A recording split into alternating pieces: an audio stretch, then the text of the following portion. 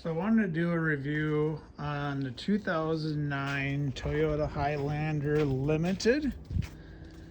So these things are bulletproof.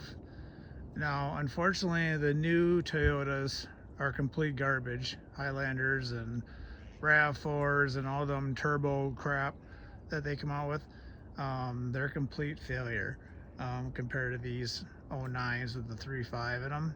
Um, these things will run forever. This has got 187,000 miles on it, and it looks fairly new still. And it was just regular maintenance done to it, got it washed, cleaned. Family of four with young kids, really young kids. I mean, the car's got barely any wear to the seats. Really nice shape. This car is for that many miles, and it was driven a lot. It was also serviced, with everything. But the crazy part is this new Toyotas, like 30 years in the industry working on cars, this new stuff is built completely trash. I mean, this car right here will outlast any of those new cars.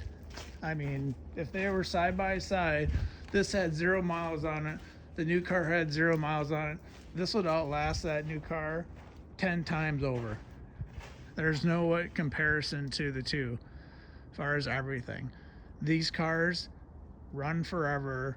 They have hardly minimum issues with them, and they're built to last. But Toyota decided they wanted to go a different route. I don't know if it was EPA or what their bullshit excuse was, but they made their cars not last. Now, this turbo stuff, that also includes that Ram with the 3.0 turbo, which I don't have. I have the Hemi. I would never buy one of those either. So when it comes to turbo motors, they're all great in theory, but they don't last. Longevity wise, you're looking at buying a motor that's non-turboed. It'll last twice as long. And then the other thing too, they put the CVT transmission, which is the biggest garbage invention that was ever made. It's even the transmission guys they roll their eyes at the CVT. They can't stand them.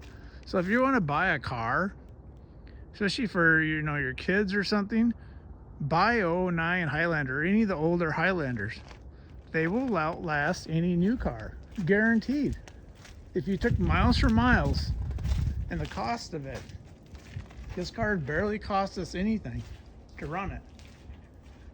I mean, this car was driven 2 hours a day for the longest time.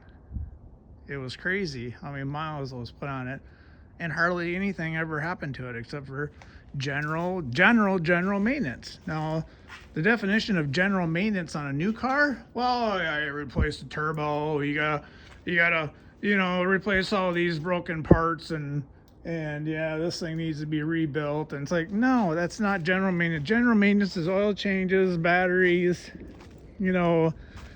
those kind of things, tires, transmission stuff, flushes, basically your gearbox stuff, all that general maintenance stuff. That's general maintenance, not major issues. The new cars have shifting issues. They have so many issues with them. And then all the stupid safety features, the ADAS. The ADAS is nothing but a nightmare. You don't want it on your car.